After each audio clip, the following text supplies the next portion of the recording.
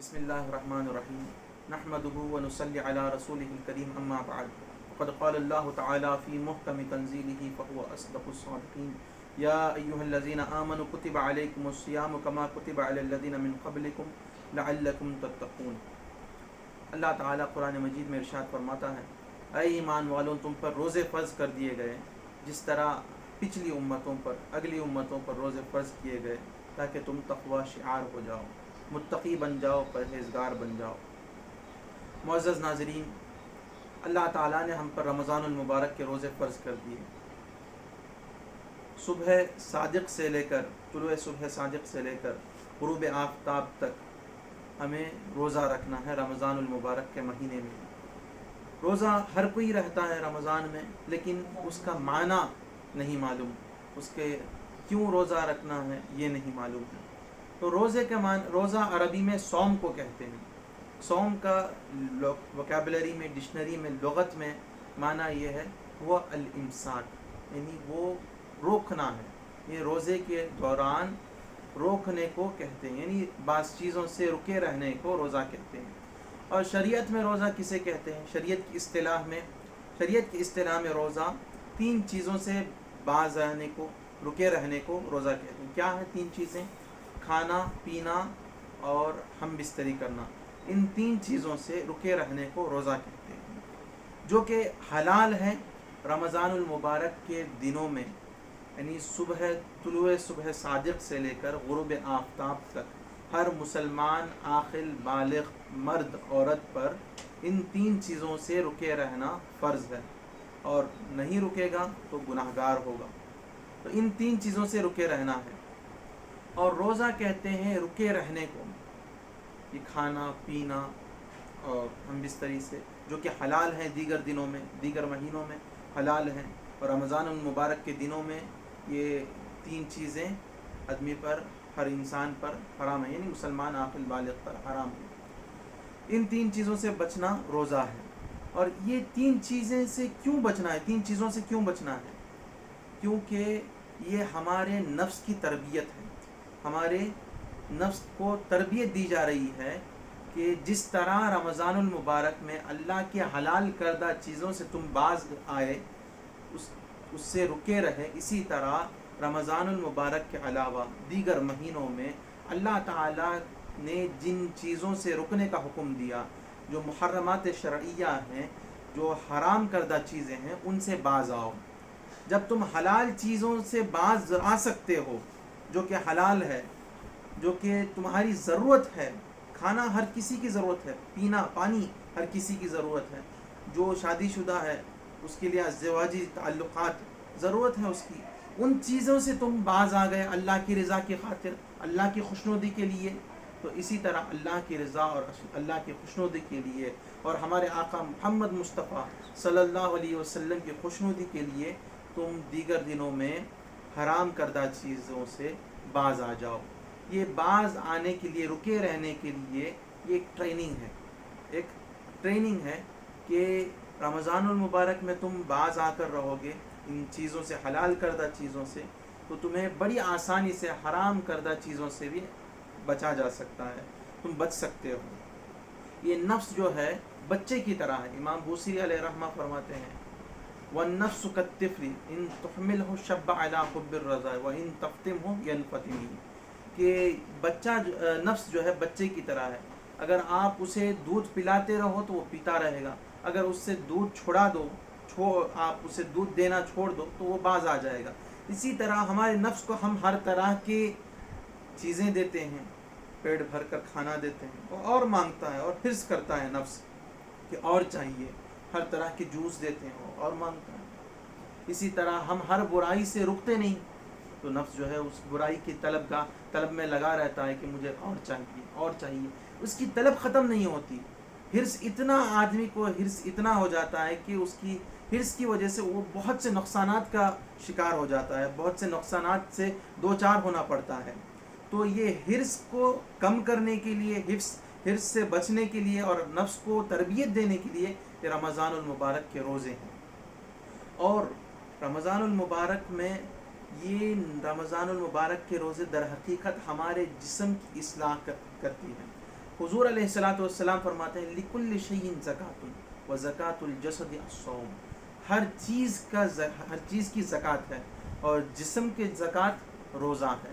تو جب آدمی روزہ رہتا ہے تو اس کے تمام بیماریاں جو ہے، بہت سے بیماریاں اس سے کم ہو جاتے ہیں اور وہ صحت یاب ہونے لگتا ہے۔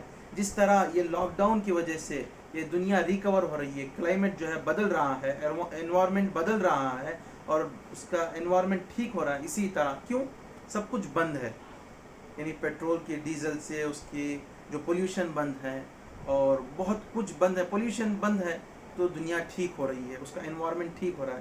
اسی طرح ہم بہت سا کھانا دیتے ہیں، 4 وقت کھانا دیتے ہیں، صبح میں 9 بجے کھا لیے، 11 بجے کھا لیے، پھر اسکول سے آئے 4 بجے کھا لیے، پھر شام میں سنیکس کھا لیے، پھر 9 بجے کھانا کھا لیے، پھر 11 بجے دودھ پی لیے۔ اتنا نفس کو جو ہے کھانا دیتے جاتے ہیں کہ وہ جو ہے جسم بگڑنے لگتا ہے، اور جتنا کھاتے ہیں وہ تو نکل جاتا ہے، باقی جو ہے چربی کی صورت میں جسم میں جمع ہو جاتا ہے۔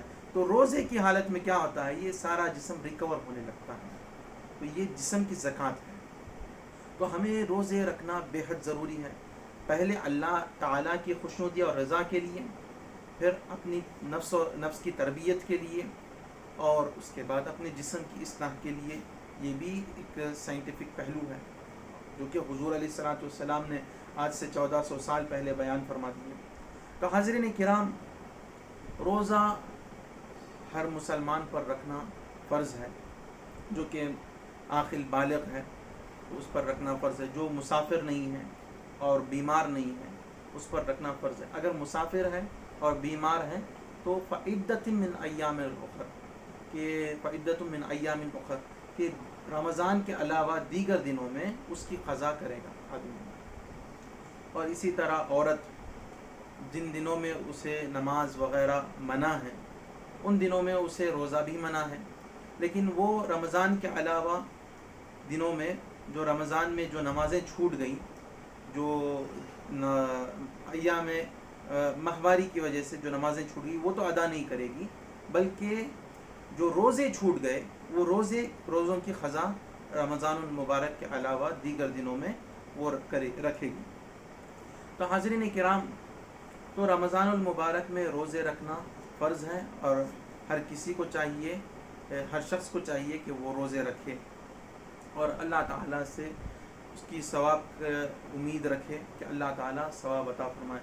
اور اللہ تعالیٰ قرآن مجید، اللہ تعالیٰ فرماتا ہے کہ لخلوف فم الصائم اطیب عند اللہ من ریح المسک، روزے دار کی منہ کی بو، جو باس آتی ہے، منہ کی بو آتی ہے جو روزے کی وجہ سے، تو اللہ تعالیٰ کے پاس اس کی بو جو ہے مسک سے زیادہ خوشبودار ہے۔ مسک یعنی مشک، اس سے زیادہ خوشبودار ہے۔ اور روزے دار کے بہت سے فضائل ہیں۔ اللہ تعالیٰ فرماتا ہے الصوم لی وانا اجزی بہ، روزہ میرے لیے ہے اور میں اس کی جزا دیتا ہوں۔ اور ایک اور قرأت ہے کہ الصوم لی وانا اجزا بہ، روزہ میرے لیے ہے اور میں اس کی جزا ہو جاتا ہوں، کیونکہ یہ روزے میں دیگر عبادتیں جو ہیں، نماز ہے، زکوٰۃ ہے، حج ہے، ان اور دیگر عبادتوں میں صدقہ خیرات ہے، ان میں ریاکاری شامل ہو سکتی ہے کہ آدمی ریاکاری کے طور پر نماز پڑھ سکتا ہے، روزہ رکھ سکتا ہے، نماز پڑھ سکتا ہے، زکوٰۃ دے سکتا ہے، حج کر سکتا ہے، ریاکاری کے طور پر یہ کام کر سکتا ہے، لیکن روزے میں ریاکاری نہیں ہوتی، یہ صرف اللہ کے لیے ہوتی ہے۔ یعنی پتہ نہیں چلتا کہ آدمی روزے سے ہے یا نہیں ہے، آدمی بیٹھتا ہے، اٹھتا ہے، چلتا ہے، پھرتا ہے، سوتا ہے، ہر کام کرتا ہے، یہ مخصوص عبادت میں ہے یہ پتہ نہیں چلتا۔ تو یہ اللہ اور اس کے درمیان کی بات ہوتی ہے، جب تک وہ آدمی خود سے بیان کر دے بھائی آج میں روزہ، آج میں سوچا کہ آج جو ہے پیر کا دن ہے، دیگر دنوں میں، رمضان المبارک کے علاوہ دنوں میں اگر ایسا بولتے ہیں بعض لوگ، تاکہ دکھائیں کہ میں سحری کو اٹھا تو بارش کڑ کڑ بجلی کڑک رہی تھی اور زوردار بارش ہو رہی تھی، موسلا دھار بارش ہو رہی تھی۔ یہاں پر بارش ہو رہی ہے یہ بتانا مقصود نہیں ہے، بلکہ میں سحری کو اٹھا یہ بتانا مقصود ہے، اور اس سے جو ہے وہ آدمی کو بتا رہے ہیں کہ میں روزہ ہوں۔ اگر ایسا کوئی کرتا ہے تو ریاکاری ہو سکتی ہے. اگر ایسا نہیں کرتا، خاموش ہے، تو وہ جو ہے ریاکاری میں شمار نہیں ہوگا. اسی لیے اللہ فرماتا ہے الصوم لی وانا اجزا بہ، روزہ میرے لیے خالص اور میں اس کی جزا ہو جاتا ہوں. جس کی جزا اللہ ہو جائے تو ساری کائنات اس کی ہے. جس کا مولا ہو جائے سب کچھ اس کا ہے. من لہ المولا فلہ الکل. تو حاضرین کرام، تو معلوم ہوا کہ روزے کے جو ہے بے شمار فضائل ہیں. انشاءاللہ آئندہ نشستوں میں ہم بیان کریں گے. اللہ تعالیٰ سے دعا گو ہوں کہ مولا تعالیٰ ہمیں عمل کرنے کی توفیق عطا فرمائے. آمین. وآخر دعوانا ان الحمد للہ رب العالمین.